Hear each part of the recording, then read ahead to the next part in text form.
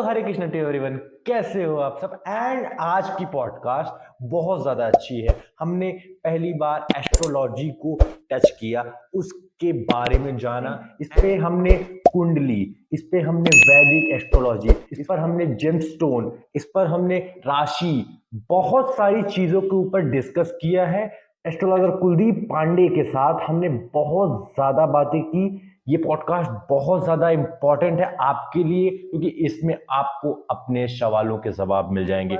लेकिन तब तक के लिए आप इस पॉडकास्ट को देखें, इस पॉडकास्ट को समझें एंड सबके साथ शेयर जरूर कीजिएगा। So let's begin with the one and only astrologer Kuldeep Pandey ji. आ, स्वागत है आपका हमारे इस पॉडकास्ट में। कैसे हैं आप? बस बढ़िया, प्रभु का आशीर्वाद है। राधे। मैं चाहता हूँ कि ये पॉडकास्ट की शुरुआत गणेश जी का नाम लेकर हो, ताकि सब कुछ अच्छा जाए। क्यों नहीं। तो गणपति गजानन भगवान की जय। ये पॉडकास्ट मैं बहुत अच्छा चाहता हूँ, इसलिए मैं एक और चीज़ चाहता हूँ कि अगर कोई ना जानने वाला इंसान भी ये पॉडकास्ट देखे तो उसको समझ में आए। तो मैं चाहता हूँ कि सबको समझ में आए, इसलिए जो शब्द होंगे, क्योंकि मैं मानता हूँ कि इसके शब्द भी बहुत कठिन होते हैं, तो आप शब्दों को भी थोड़ा ऐसा रखिएगा कि जो ना भी समझ पाता हो वो भी समझ जाए इस पॉडकास्ट को। तो सबसे पहले स्टार्ट ही यहाँ से करते हैं कि एस्ट्रोलॉजी का मतलब क्या होता है, क्या है एस्ट्रोलॉजी? ज्योतिष हमारा ये विज्ञान का स्वरूप कार्य करता है। जिस तरीके से आज के परिवेश में विज्ञान कार्य कर रही है, उसी तरीके से हमारा ज्योतिष है। एक कुछ छोटा सा उदाहरण देखा जाए तो आज के समय में हमारे जैसे चंद्र ग्रहण हैं, सूर्य ग्रहण हैं इत्यादि ऐसे जो चीज़ें आ रही हैं, तो उसके रिसर्च में नासा जैसी कंपनियां करोड़ों रुपए खर्च करके पता कर पाती हैं। ज्योतिष हमारा ऐसा है, उनके सूत्र के मुताबिक आज से कुछ वर्ष पूर्व ही ये सारी चीज़ें निर्धारित हो जाती हैं कि इस समय में ऐसा योग बनने वाला है, ऐसी ऐसी दिक्कतें आने वाली है। ज्योतिष हमारा पूरा विज्ञान है, और विज्ञान से भी कहीं ना कहीं ये बहुत आगे है, बहुत विस्तृत है, बहुत आगे है। पर लोग जो हैं वो इस चीज़ को बहुत हल्के में लेते हैं, उतना ज़्यादा बिलीव नहीं करते। उसके पीछे क्या कारण है? कहीं न कहीं लोगों का देखा जाए आज के समय में जो प्लेटफॉर्म हैं एस्ट्रोलॉजी के, या वो ऐसे लोगों के पास में पहुंच जाते हैं जिनको ज्योतिष का पूर्ण रूपेण नॉलेज नहीं है, ज्ञान नहीं है। तो ऐसे लोगों से मिलने के बाद में उनको ज्योतिष एक पाखंडवाद लगने लगता है। पूर्ण रूपेण जिसको नॉलेज नहीं है वो भी इन चीज़ों पर आजकल विश्लेषण कर रहे हैं, कुंडलियों का प्रेडिक्शन कर रहे हैं, तो उससे सामने वाला जो पर्सन है वो सर्टिफाइड नहीं है, जिसके कारण से उसको ज्योतिष में ही बिलीव फिर नहीं होता है।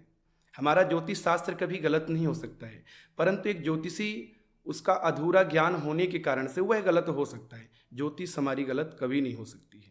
बस प्रेडिक्शन करने वाला, उसका अध्ययन अच्छा होना चाहिए। अध्ययन अच्छा होगा, जरूर अच्छे से सामने वाले को सर्टिफाइड करेगा, वो तो सामने वाला बिलीव करेगा। इसमें एक चीज़ ऐड करना चाहूँगा कि कोई भी इंसान समझ कैसे पाए कि ये अच्छा बंदा होगा या खराब होगा, इसके पास पूर्ण रूपेण नॉलेज होगी या नहीं होगी। क्योंकि लोग नया नया जब किसी के पास जाते हैं अपनी प्रॉब्लम लेकर, तो पता कैसे करें? तो उसके लिए आज के समय में क्या होता है, जो कुंडली अपनी दिखाने आते हैं तो पहले ही अपने बारे में सारा प्रश्न कर देते हैं, मुझे यह जानकारी चाहिए, मुझे वो जानकारी चाहिए। तो सामने वाले को पहले परिचित करना है कि मतलब उस काबिल है अथवा नहीं है, नॉलेज है नहीं है। तो प्रश्न नहीं करें, मात्र अपनी कुंडली दें अथवा अपना डिटेल्स दें। उसके बाद में पूछें अपने बारे में कि भी प्रेजेंट टाइम का क्या चल रहा है, कुछ पास्ट के बारे में पूछें, कुछ फ्यूचर के बारे में पूछें।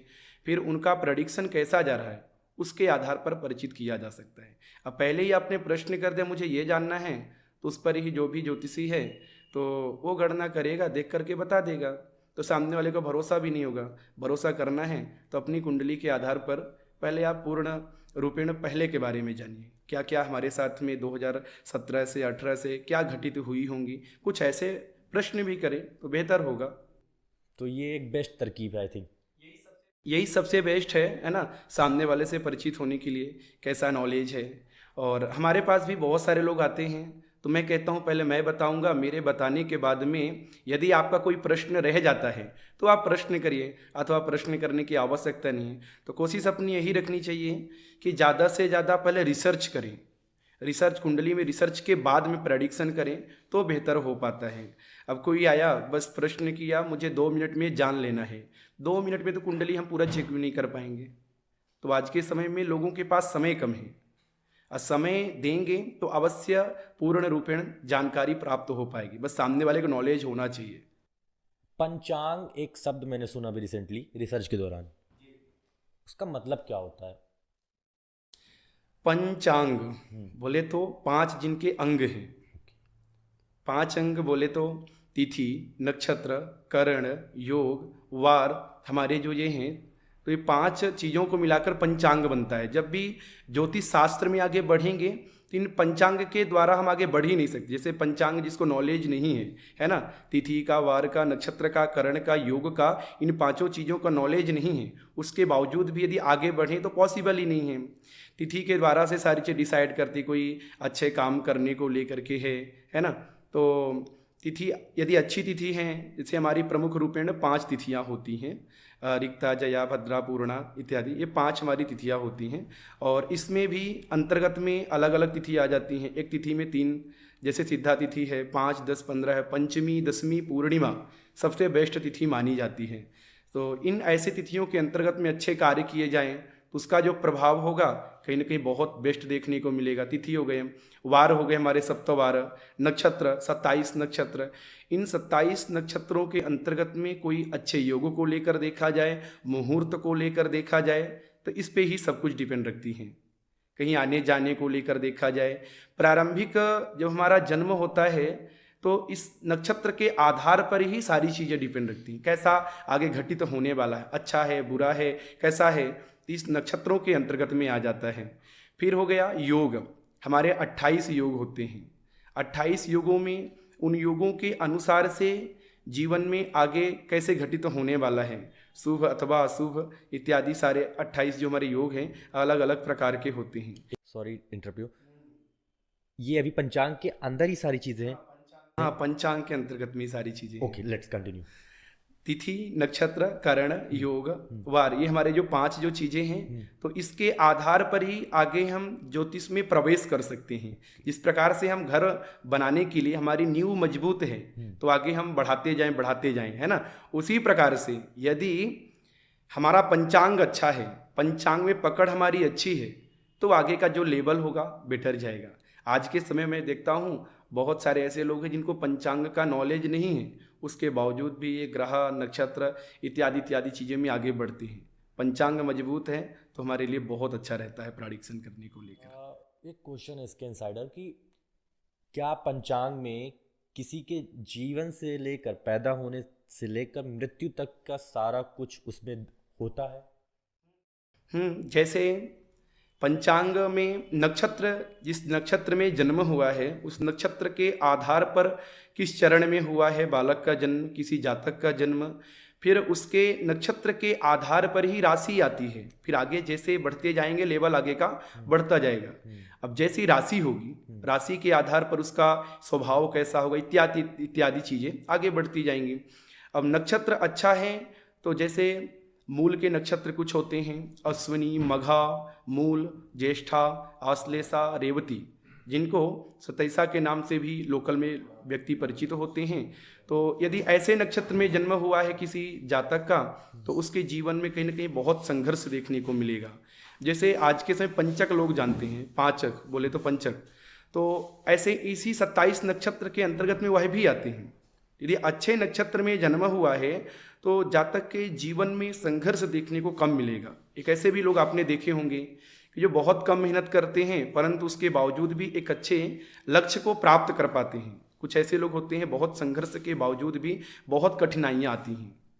तो इसका भी प्रभाव ग्रह नक्षत्र के आधार पर व्यक्ति की लाइफ में देखने को मिलता है। हमारे जीवन में जो चीज़ें आती हैं पॉजिटिव, निगेटिव, ये कहीं ना कहीं इसका सबसे बड़ा जो रोल है वो हमारा नक्षत्र है। अच्छा नक्षत्र में जन्म हुआ है तो उसके आधार पर हमारे जीवन में सारी चीज़ें बिल्कुल अच्छी चलने वाली हैं। नक्षत्र अच्छा है तो ग्रह अच्छे होंगे, राशि अच्छी होगी, और नक्षत्र अच्छा नहीं है तो सारी चीज़ें बिल्कुल प्रारंभिक से ही बोले तो नींव ही कमज़ोर हो जाना। अच्छे नक्षत्र में जन्म है तो सारी चीज़ अच्छी देखने को मिलेंगी। किसी का प्रिडिक्शन करने के लिए या किसी भी चीज़ का प्रिडिक्शन करने के लिए क्या क्या चीज़ों की आवश्यकता होती है, आप क्या क्या देखते हो? जैसे किसी के बारे में जानना है, उसके डीपली कुंडली देखनी है कि आगे का जीवन कैसा रहेगा। तो जातक की कुंडली में षोडश वर्गीय चार्ट हमारा आता है। आज के समय में अधिकतर लोग लग्न चार्ट से प्रेडिक्शन करते हैं, परंतु डीपली जाना है, कैरियर कैसा होगा, रिलेशनशिप कैसा होगा, सारी चीज़ें बिल्कुल अच्छे से जाना है। उनका लग्न चार्ट चलित हो गया, नवमांश, दशमांश इत्यादि 16 हमारे चार्ट होते हैं। उन चार्टों में जाना चाहिए, देखना चाहिए। फिर इसके बाद में जैसे दक्षिण भारत के लोग, हम लोग आगे बढ़े उधर देखें, अष्टोत्तरीय दशा के द्वारा से प्रेडिक्शन करते हैं। नॉर्थ इंडिया में विंशोत्तरीय महादशा के अंतर्गत में प्रेडिक्शन किया जाता है। जैसे विंशोत्तरीय महादशा, अंतरदशा, प्रत्यंतर दशा, सूक्ष्म दशा, प्राण दशा, योगिनी दशा। अब इसमें भी व्यक्ति आता है कि जैसे हमारे अभी 1 महीने में कोई अच्छा हम कार्य करने वाले हैं तो कैसा जाने वाला है, तो उसके लिए पहले उसकी महादशा देखनी है कि वर्तमान की दशा कैसी चल रही है। महादशा एक सिंपल सा बोलें उदाहरण के तौर पे समझने के लिए, जैसे हमारे इंडिया में हमारे केंद्र का जो मालिक है वर्तमान में प्राइम मिनिस्टर, ये महादशा हो गई। अंतरदशा बोलें तो हमारा राज्य का जो मालिक है। फिर प्रत्यंतर दशा बोलें जो हमारे डिस्ट्रिक्ट का सांसद स्वरूप बोले जो मालिक है। प्रत्यंतर दशा बोलें हमारे जो एरिए का जो मालिक है। तो इसी प्रकार जब हम कोई रिसेंटली ऐसी चीज़ों को हम प्रेडिक्शन करते हैं, देखते हैं कैसा जाने वाला है, तो ये महादशा, अंतर, प्रत्यंतर, सूक्ष्म दशा के आधार पर कम समय की भी सारी चीज़ें दिख जाएंगी।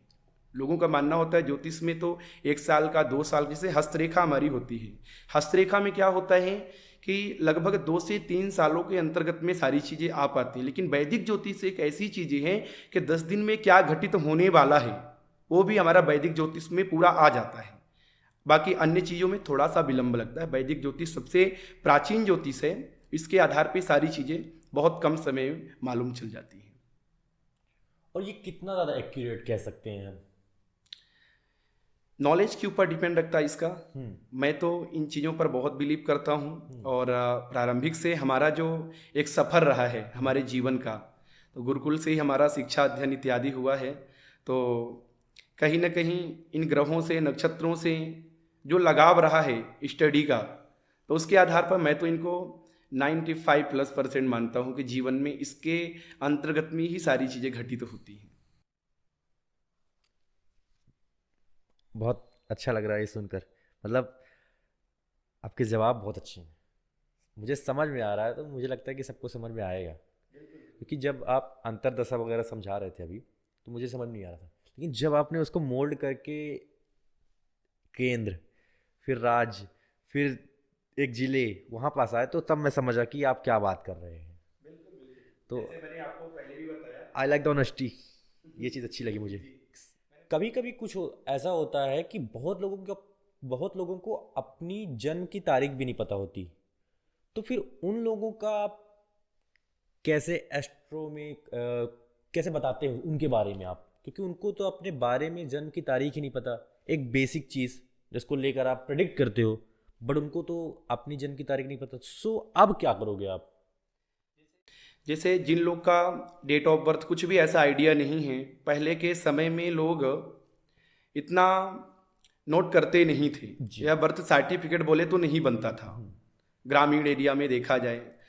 तो उसके बावजूद भी उनका प्रश्न हमारे पास में आता है। एक प्रश्नकालीन कुंडली बनती है, प्रश्न कुंडली के नाम पर वह जानी जाती है, और कोई डिटेल नहीं है तो भी प्रश्न कुंडली के आधार पर 80% बिल्कुल एग्जैक्ट जानकारी आती है, विदाउट किसी महादशा, अंतरदशा इत्यादि के।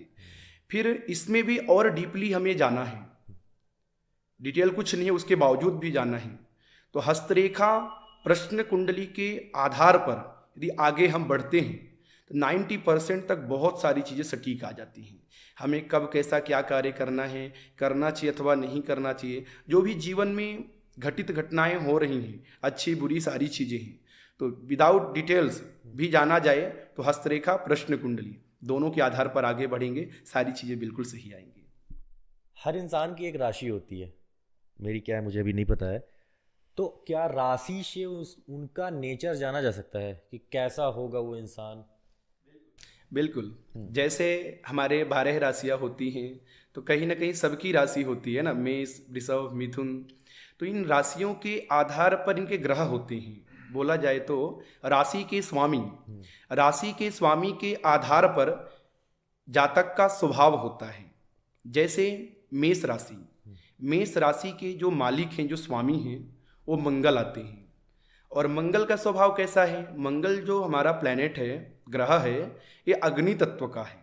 अग्नि में क्या बोले तो क्रोध टाइप का, ऐसा व्यक्ति क्रोधी स्वभाव का होता है। वृषभ राशि जो हमारी होती है, वृषभ राशि के मालिक हमारे शुक्र होते हैं। शुक्र क्या है? बिल्कुल एकदम जल तत्व का मालिक है ये। और ऐसा व्यक्ति बहुत अच्छा रहता है, स्वभाव वाइज बहुत अच्छा रहता है। और मिथुन राशि बोला जाए, मिथुन राशि के आधार पर इसके मालिक बुध हैं। और बुध जो ग्रह है चंचलता वाला है, तो व्यक्ति का जो स्वभाव रहेगा चंचलता से भरा हुआ रहेगा। सिंह राशि, ऐसे में 12 राशियों को पूरा आपको बताता हूँ। चलिए ठीक है। कर्क राशि, कर्क राशि के जो लॉर्ड हैं हमारे मून हैं, चंद्रमा। ओके। चंद्रमा देखा जाए जल तत्व का है। ऐसा व्यक्ति भी चंचल स्वभाव का होता है, बहुत हैप्पीनेस वाला व्यक्ति होता है। सिंह राशि, सिंहस्याधिपति सूर्य, सिंह के जो स्वामी हैं वो सूर्य हैं। और जिस प्रकार से गर्मी के समय में हम धूप में बाहर आते हैं तो पूरे पसीने से भीग जाते हैं, उसी प्रकार से सूर्य एक अग्नि तत्व प्लैनेट है। तो सिंह राशि जिनकी होती है, ऐसा व्यक्ति क्रोधी स्वभाव का हो सकता है, ज़्यादा चांसेस रहते हैं उसका क्रोध से, एग्रेशन टाइप का। जैसे एग्जाम्पल, एक कोई मैं प्लेयर्स का नाम बताता हूँ, विराट कोहली। विराट कोहली के देखा जाए तो क्या है, एग्रेशन के लिए जाने जाते हैं। तो ऐसे ही मेष, वृश्चिक, सिंह, तीन जो राशियां हैं, तो ये व्यक्ति एग्रेशन स्वभाव के होते हैं। और फिर इसके बाद कन्या, सेम बुध के लिए है। जैसे मिथुन और कन्या का स्वभाव जो होता है सेम स्वभाव हो जाता है, ये भी अच्छे ग्रह व्यक्ति होते हैं। और कोई चीज़ यदि आगे करने को लेकर डिसाइड करना है, बहुत इसमें सोचते हैं, फिर उसके बाद में आगे बढ़ते हैं। तुला राशि, ये शुक्र पर आधारित राशि होती है। तो ऐसा व्यक्ति का जो जीवन होता है बहुत लग्जरी वाला जीवन होता है और बहुत आनंद, ऐशो आराम वाला व्यक्ति होता है। स्वभाव में देखा जाए बहुत अच्छा व्यक्ति होता है। वृश्चिक, वो भी एग्रेशन स्वभाव का होता है। धनु राशि गुरु के लिए रिप्रेजेंट करती है राशि। धनु और मीन, धनु मीन वालों का देखा जाए तो जो स्वभाव रहता है बहुत अच्छा रहता है। और कोई चीज़ें पहले बहुत अच्छे समझते हैं, फिर उसके बाद में आगे बढ़ते हैं। धनु और मीन सबसे बेस्ट राशि भी मैं इनको कहूँगा। धनु, मीन, सिंह, तीन राशियाँ बहुत बेस्ट राशि होती हैं। मकर, कुंभ, शनिर मकर कुंभ योहो, ये सूत्र है स्वामी का, जैसे आधार, जिसके आधार पर राशि हमारी होती हैं। इनके दोनों के जो स्वामी हैं वो हैं सैटर्न, शनि। जिससे वर्तमान का शनि का जो टाइमिंग चल रहा है, तो ये मकर कुंभ वालों के लिए अच्छा टाइम नहीं चल रहा है, 29 मार्च तक का है ना। तो इनका भी जो स्वभाव रहता है तो बेस्ट रहता है, परंतु थोड़ा सा इनके जीवन में संघर्ष देखने को आता है। मकर कुंभ वालों को संघर्ष देखने को आता है, स्वभाव अच्छा रहता है इनका। इस प्रकार से 12 राशि हमारे स्वभाव ऐसा इसका होता है। इसमें थोड़ा सा ऐड करना चाहता हूँ, बस क्यूरियोसिटी के लिए, मेरी क्यूरियोसिटी के लिए, कि जो आप बताएं, मैं तुला राशि के बारे में पूछता हूँ कि आपने बताया कि उनका जीवन बहुत अच्छा होता है, लग्जरियस होता है, ठीक है ना। तो जो बंदा रिच है तो रिच है, लेकिन जो बंदा मान लीजिए एक बहुत लोअर मिडिल क्लास है, या फिर जिसके पास खुद का घर भी नहीं है, लेकिन उसकी भी तुला राशि है, अब यहाँ पास तुला राशि कैसे वर्क कर रही है, मैं ये पूछ रहा हूँ। अब इसका भी बहुत सारे लोग ऐसा प्रश्न आया करता है कि तुला राशि हमारी भी है और तुला राशि सामने वाले की भी है, लेकिन सामने वाला पर्सन है वो मंजिल को प्राप्त कर चुका है, अपने लक्ष्य को हासिल कर चुका है, और हमारी तुला राशि होने के बावजूद हम अभी नीचे ही बैठे हुए हैं। हम बस विचार मन में आ रहे हैं, उस विचार के आधार पर वर्क नहीं कर पा रहे हैं। तो इसमें कैसा क्या हो सकता है?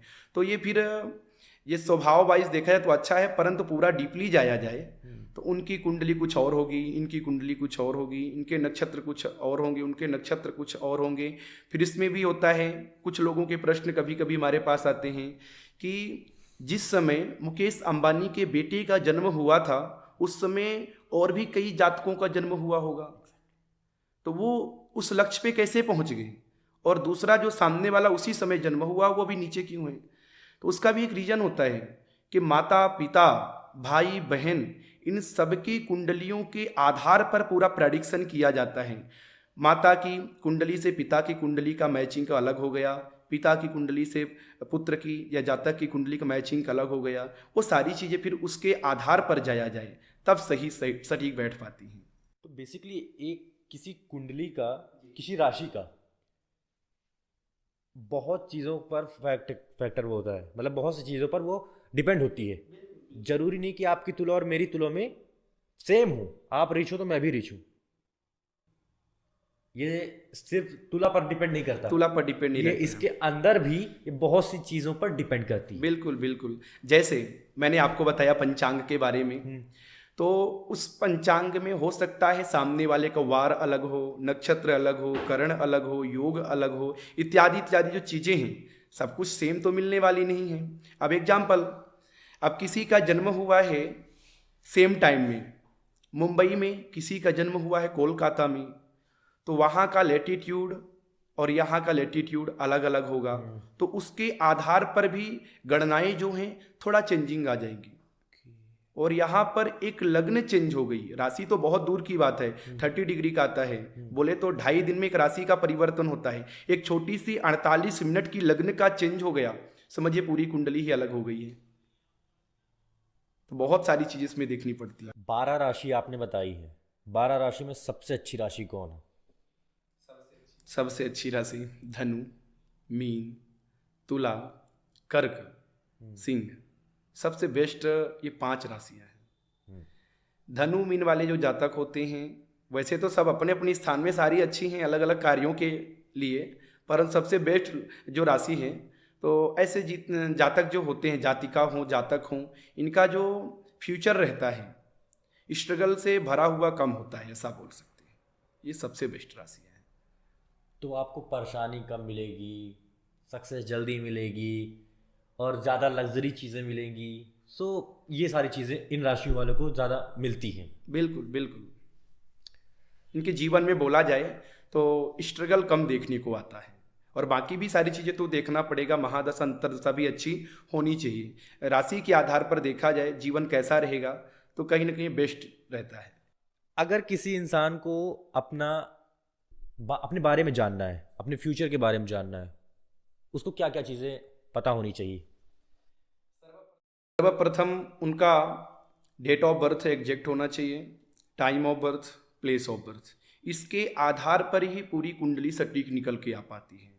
और डेट ऑफ बर्थ ये सारी डिटेल्स यदि सही हैं तो अवश्य उसकी कुंडली अच्छी रहेगी, और कुंडली अच्छी तो प्रेडिक्शन भी उसके आधार पर बेस्ट निकल करके आएगा।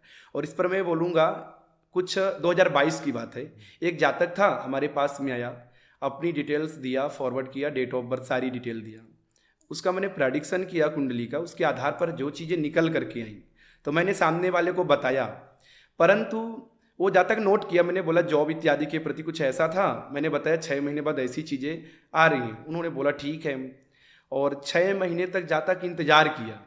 इंतज़ार करने के बाद में वापस हमारे पास में आया और बोला गुरुजी आपने जैसा बोला उसके आधार पर वह समय आ चुका है, परंतु कुछ भी चीज़ें बिल्कुल नहीं मिल पा रही हैं। फिर संदेह हुआ कि भाई कुंडली में सारे ग्रह दशा सब कुछ अच्छे हैं, तो अब इस समय एक बेस्ट रिजल्ट मिलना चाहिए सामने वाले को। फिर मैंने पूछा कि आपने जो डिटेल्स दिया था क्या यही है? बोले हाँ गुरुजी आधार कार्ड में यही था।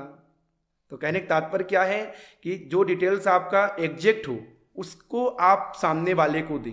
आधार कार्ड में जो उन्होंने डिटेल दिया वो गलत डिटेल था, गलत डिटेल मतलब गलत जानकारी आएगी, है ना। तो ऐसे में ज्योतिषी को हम गलत साबित नहीं कर सकते हैं। हमारा डिटेल्स अच्छा है तो अवश्य सारी चीज़ें सही आएंगी तो उसका प्रेडिक्शन भी सही तरीके से किया जाएगा। तो बहुत सारे लोग गलतियां करते हैं इसमें, डिटेल्स गलत दे करके बोलते हैं हमारे बारे में सही नहीं बताया गया। और यहाँ पास से वो लोग फिर गलत अफवाहें भी फैलाने लगते हैं बिल्कुल। कि वो ज्योतिषी अच्छा नहीं है, या फिर ज्योतिषी शास्त्र पर आप भरोसा ही ना करो, वो लोग गलत प्रिडिक्शन देते हैं। एक बोले पाखंड टाइप की फिर सारी चीज़ें क्रिएट होने लग जाती हैं। ज्योतिषी को गलत बोला जाता है और ज्योतिष शास्त्र पर भी लोग फिर टिप्पणी गलत करते हैं। टिप्पणियां करने लग जाते हैं। Exactly. डिटेल हमारा सही हो तो अवश्य सारी चीज़ें बिल्कुल सही हमारी आने वाली है। किस राशि वाले लोगों को बिजनेस करना चाहिए? सर्वप्रथम मैं कहूँगा मकर कुंभ वालों के लिए सबसे बेस्ट है कुछ तो बिजनेस है, और इसमें भी अलग अलग राशियों के आधार पर बिजनेस का बताया गया है। जैसे कौन से राशि वालों के लिए कौन सा अलग अलग बिजनेस करना चाहिए। एग्जाम्पल, मकर कुंभ वाले हैं तो ऐसे जातकों को लोहे से संबंधित कोई कार्य है वो आगे करते हैं तो बढ़ेंगे। और जैसे किसी की सिंह राशि है तो सिंह राशि वाले जातकों को बिजनेस लाइन में ना जाएं तो बेहतर है। उसका भी एक रीजन है। बिजनेस में बढ़ेंगे परंतु बिजनेस का जो हमारे कुंडली के आधार पर, ग्रह के आधार पर दिया गया है स्थान प्रमुख रूपेण, वो शनि को दिया गया है। और शनि सूर्य का आपस में शत्रुता भाव है, मित्रता भाव नहीं, पिता पुत्र हैं परंतु शत्रुता भाव है। तो अपने से अपोजिट साइड में यदि जाता है जातक तो उसको जीवन में संघर्ष बहुत करना पड़ेगा। सिंह वाला है तो उसको जॉब की ओर जाए, जैसे यूपीएससी इत्यादि इत्यादि चीज़ें की तैयारी करें, बेहतर रहेगा।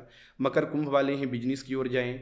धनु वाले हैं तो उनको बिजनेस में जाएं परंतु जहाँ पर लेखन शैली का ज़्यादा कार्य हो, या बोले तो जहाँ पर उनके नॉलेज का ज़्यादा चीज़ें आ पा रही हों तो वो बिजनेस ऐसा कुछ स्टार्ट करें। मेरा क्वेश्चन ये था जो क्यूरियोसिटी वाला है कि अगर हम आज की डेट को देखें तो लोगों की ज़रूरत बन गया है काम करना, चाहे वो किसी भी राशि के हो। बिल्कुल। ऐसी सिचुएशन है, ऐसी कंडीशन है कि चाहे मैं तुला का हूँ, चाहे सिंह का हूँ, चाहे किसी भी राशि का हूँ, सिचुएशन के कारण मुझे ये काम करना पड़ रहा है। ज़रूरी नहीं कि अगर मैं सिंह हूँ तो मैं लोहा बेचूँ।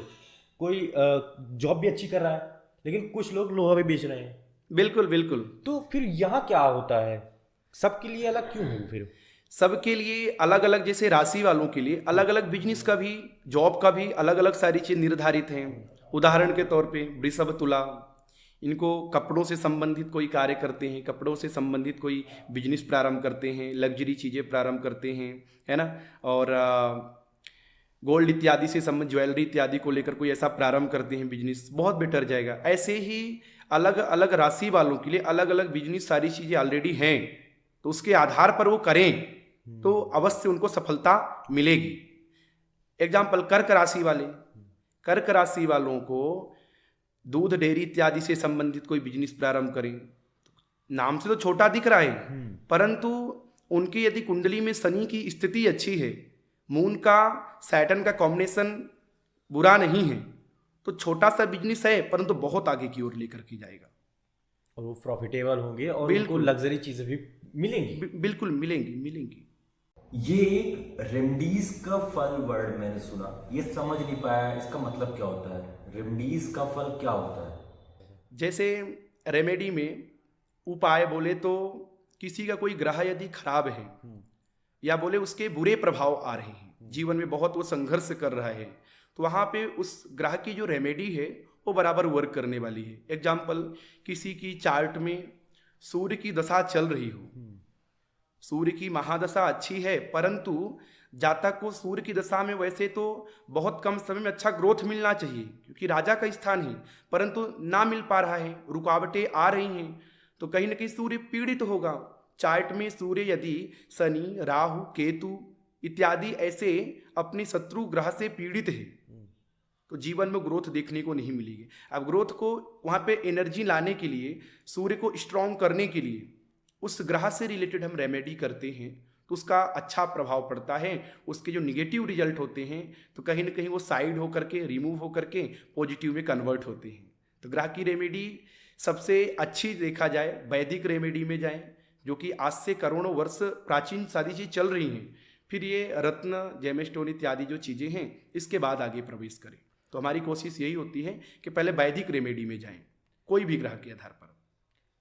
एक ऐसे ही क्यूरियोसिटी का प्रश्न आ रहा है कि मान लीजिए कि किसी की राशि है एक्स, ठीक है ना, हम किसी का नाम नहीं लेते, एक्स राशि है और वो खराब चल रही है, उसको लॉसेस हो रहे हैं, या तो पढ़ाई में कमजोर है, किसी भी चीज में कमजोर है, बिजनेस में घाटा हो रहा है, क्या करे वो?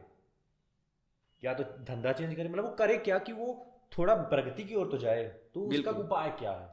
बहुत सुंदर आपने प्रश्न किया। ऐसे बहुत सारे लोग का प्रश्न आता है कि जैसे आपने बोला लक्ष्य तो बना लिया है, ठीक है। परंतु उस लक्ष्य में रुकावटें आ रही हैं, ठीक। अवरोध आ रहे हैं। तो ऐसी स्थिति में अपने लक्ष्य को परिवर्तन ना करें, अपने रास्ते को परिवर्तन करें। जैसे लक्ष्य स्टडी का है, तो स्टडी से संबंधित जो रुकावटें आ रही हैं, पढ़ाई को लेकर रुकावटें जो आ रही हैं, तो कहीं ना कहीं उनकी चार्ट में उनका गुरु बुध कमजोर है। तो एक बार कुंडली दिखाएं और उससे रिलेटेड रेमेडी उपाय थोड़ा करें इन चीज़ों को, क्योंकि जिस प्रकार से गुरुत्वाकर्षण के आधार पर सारी चीज़ चलती है उसका प्रमाण पाया जाता है ना। जैसे भी वर्तमान में महाकुंभ हमारा चल रहा है, तो 12 वर्षों में गुरु का परिवर्तन ये होता है गुरुत्वाकर्षण का, अब 12 वर्षों में हमारा ये कुंभ का भी आता है। तो जैसे भी किसी शिक्षा में रुकावटें आ रही है, एक तो गणपति जी की वह पूजन करें और येलो कलर खुद ज़्यादा यूज करें, भगवान विष्णु की पूजा करें, अथवा वह शिक्षा के कारक हमारे जो ग्रह हैं गुरु बृहस्पति जुपिटर प्लैनेट, उसके लिए वो येलो टोपाज धारण कर सकता है, पुखराज रत्न धारण कर सकता है, बहुत अच्छा लाभदायक रहेगा। ऐसे ही अलग अलग फील्ड में, जैसे कोई यूपीएससी की तैयारी कर रहा है, कोई बड़े लेवल की जॉब की तैयारी कर रहा है, तो वहाँ पे अवरोध आ रहे हैं, मन में गलत विचार उत्पन्न हो रहे हैं, क्या पता इस लायक मैं हूँ अथवा नहीं हूँ, बार बार अवरोध आ रहे हैं, तो वहाँ पे अपने उस सूर्य को स्ट्रॉन्ग करें। सूर्य जितना बेस्ट उसका रहेगा, उसके जीवन में अवरोध आने वाले नहीं हैं।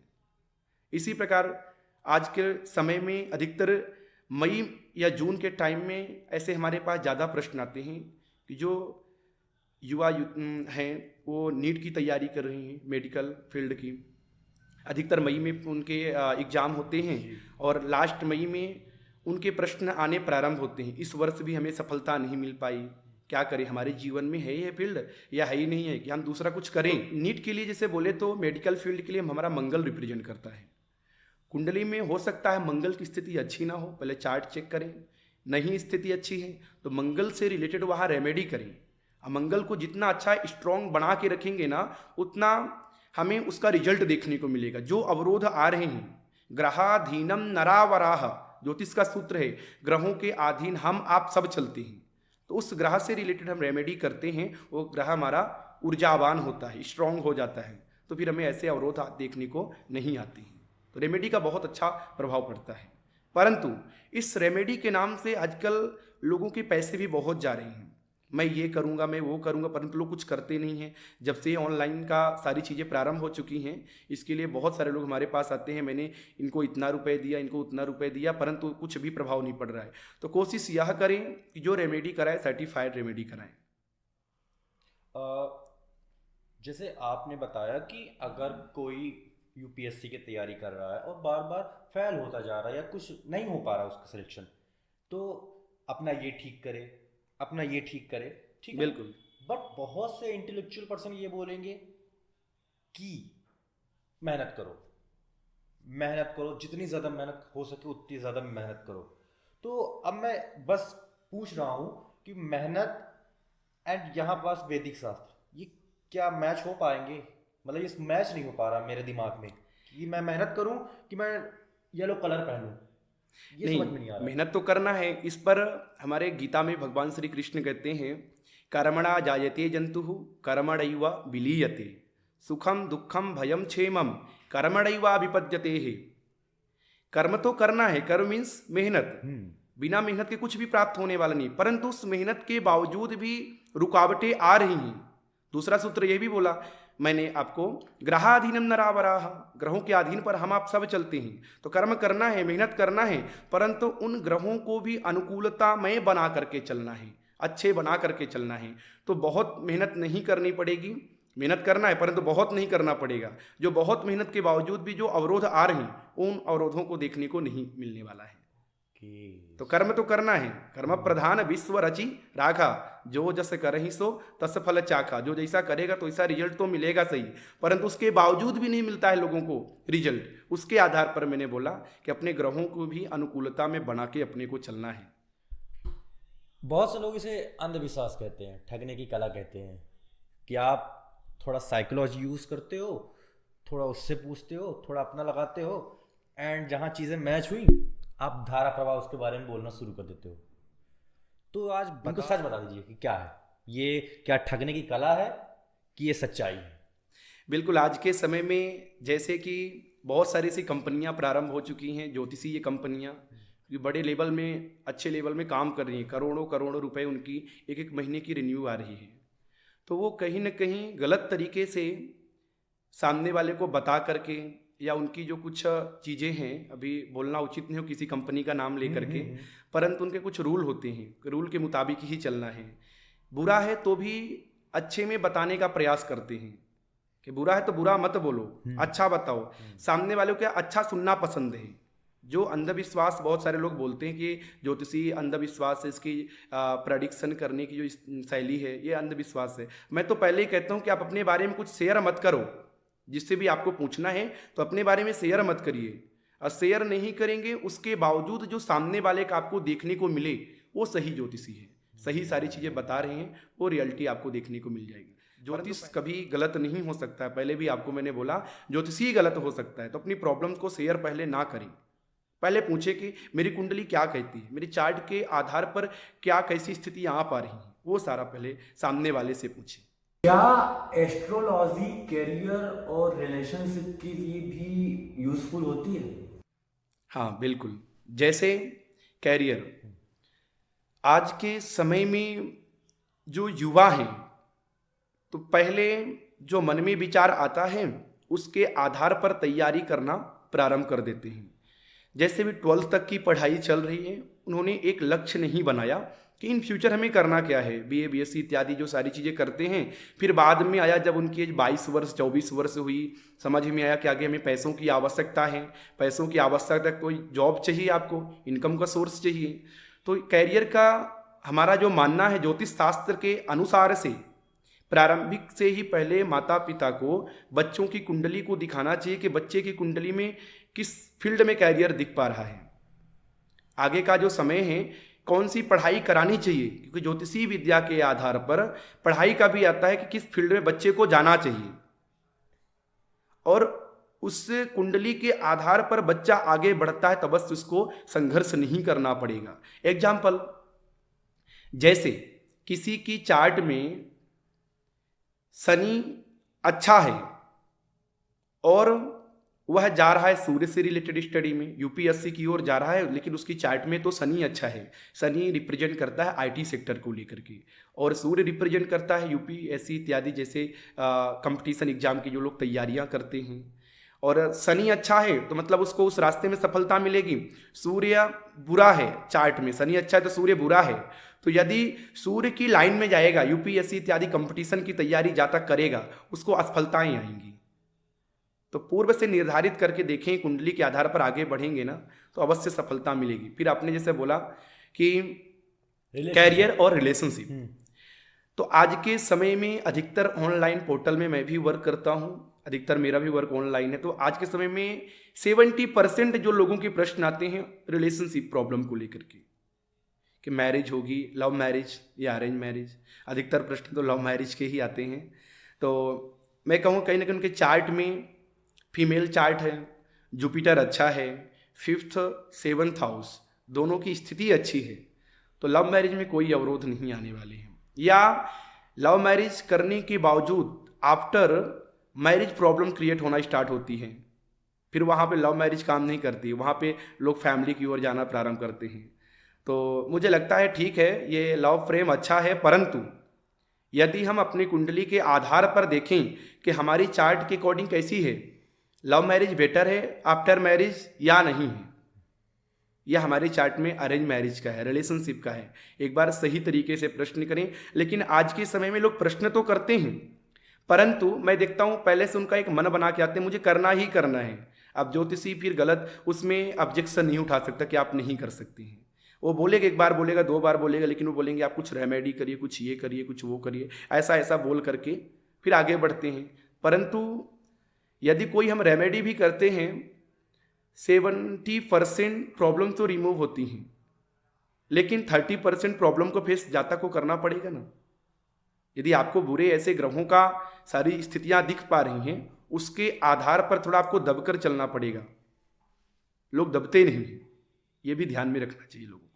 मैं अब देख रहा हूँ कि टेक्नोलॉजी बहुत ज़्यादा बढ़ रही है, तो एस्ट्रोलॉजी और टेक्नोलॉजी का क्या मिलाप होगा या ये दोनों अलग रहेंगी? क्योंकि मैं अब देख रहा हूँ कि मेटा भी बहुत सारे एस्ट्रोलॉजी एआई डेवलप कर रहा है जो कि आपको सेटिस्फाइड तो कर देंगे। तो ये टेक्नोलॉजी और ओरिजिनल वाले में क्या अंतर है? अब इसमें देखा जाए, मेटा है, चैट जीपीटी इत्यादि इत्यादि जो चीज़ें आजकल AI उभर करके आ रही हैं, एआई का जो उभर करके आ रहा है, तो इसके आधार पर जो आपका डेट ऑफ बर्थ डाला जाएगा, डेट ऑफ बर्थ में ग्रहों की जो स्थितियां हैं वो तो निकल करके आएंगी। आजकल बहुत सारे ऑनलाइन सॉफ्टवेयर है, निकल करके आ रहे हैं, है ना। परंतु जो उसमें फीड किया गया है वही निकल करके आएगा। कोई मेटा कोई या एआई बोले तो कोई एस्ट्रोलॉजर नहीं है, वो जो उसमें फीड किया गया है कि जैसे सूर्य का प्रभाव ऐसा होता है तो सूर्य से संबंधित वो सारी चीज़ें आएंगी। परंतु एग्जाम्पल कुंडली प्रेडिक्शन को लेकर देखा जाए तो हमें प्रेजेंट का भी लेके चलना पड़ता है।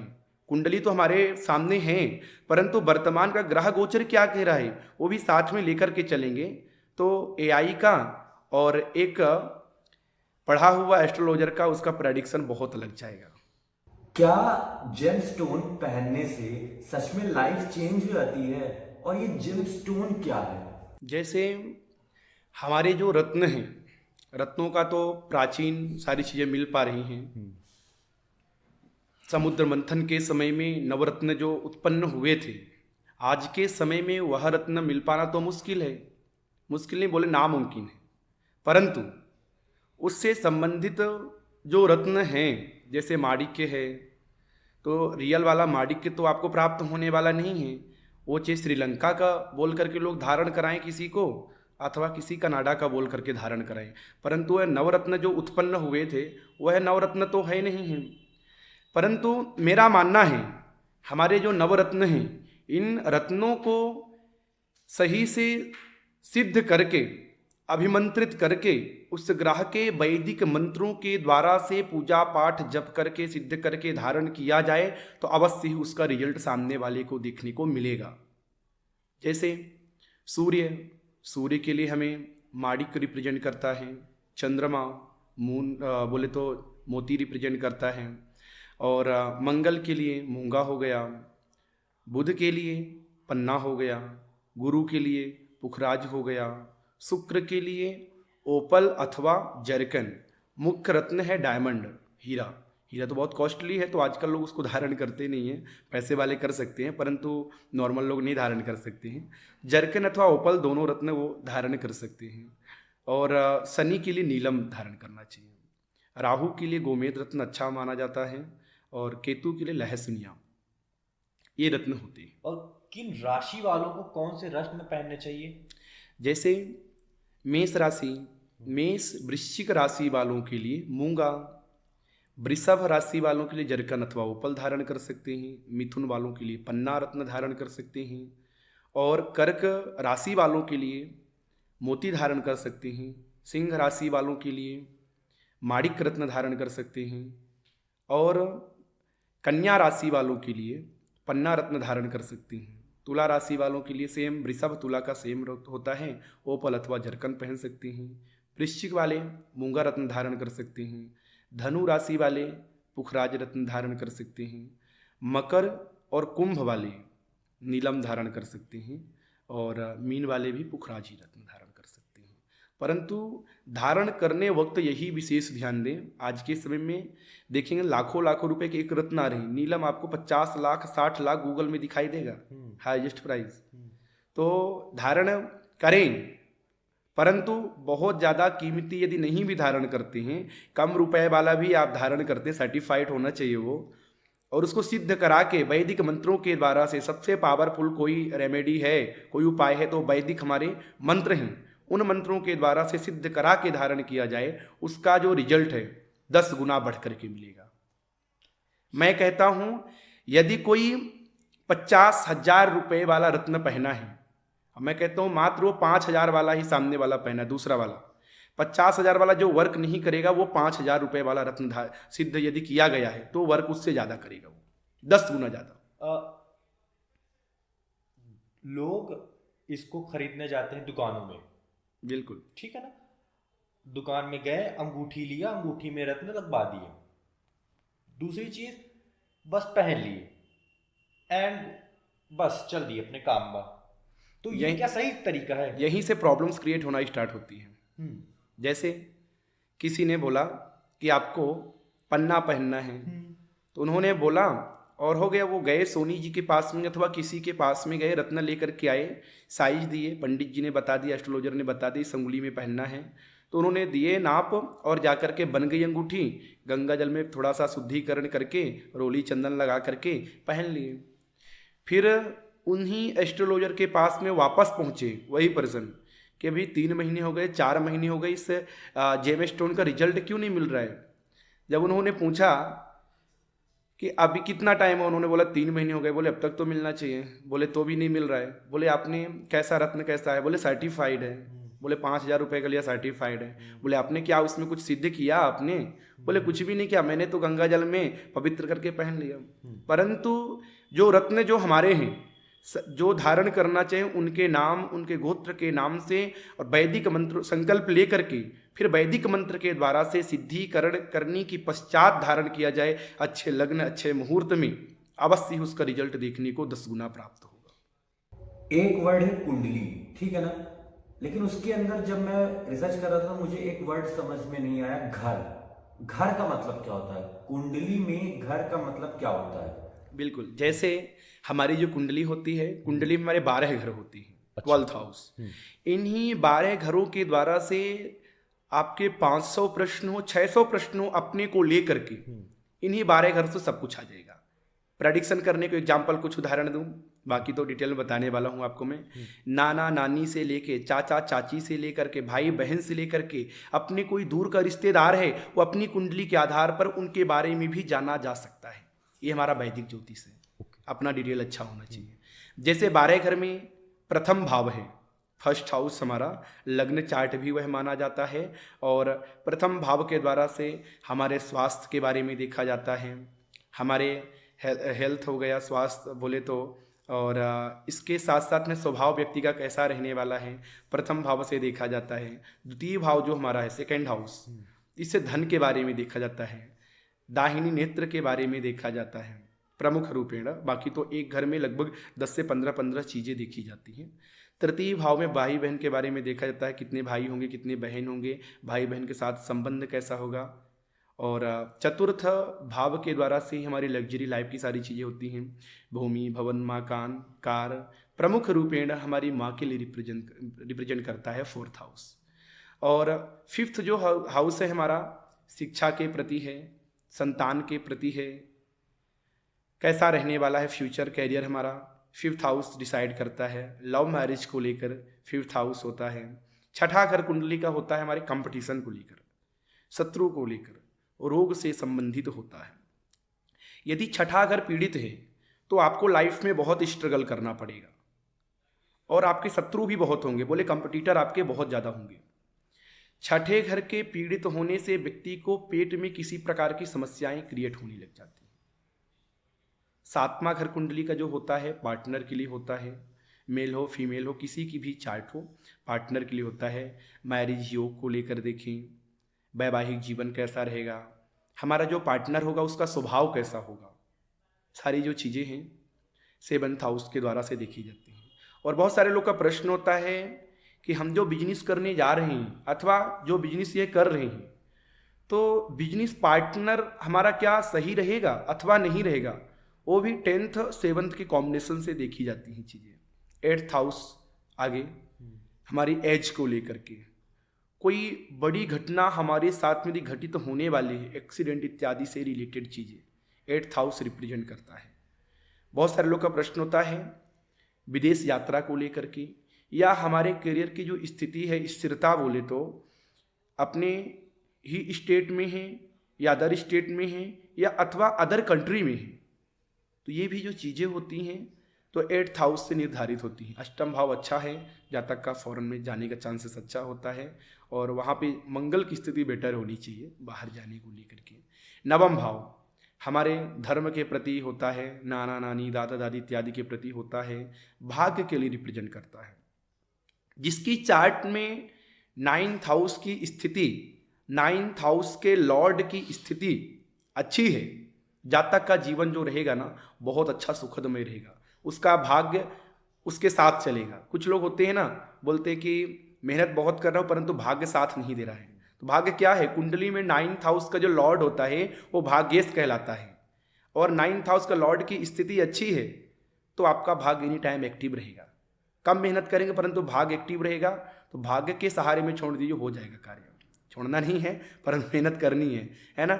और 10th हाउस के द्वारा से निर्धारित होती चीज़ें कि हमें बिजनेस करना चाहिए अथवा जॉब करना चाहिए, मान सम्मान पद प्रतिष्ठा सामाजिक वर्चस्व की जो स्थिति है कैसी रहने वाली है 10th हाउस रिप्रेजेंट करता है। पिता के बारे में जानना है, 10th हाउस रिप्रेजेंट करता है।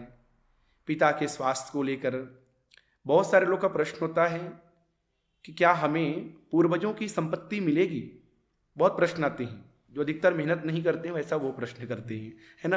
तो पूर्वजों की संपत्ति को लेकर के भी देखा जाए 10th हाउस ही हमारा रिप्रेजेंट करता है। इसके साथ साथ में एकादश भाव, आगे बढ़ते हैं।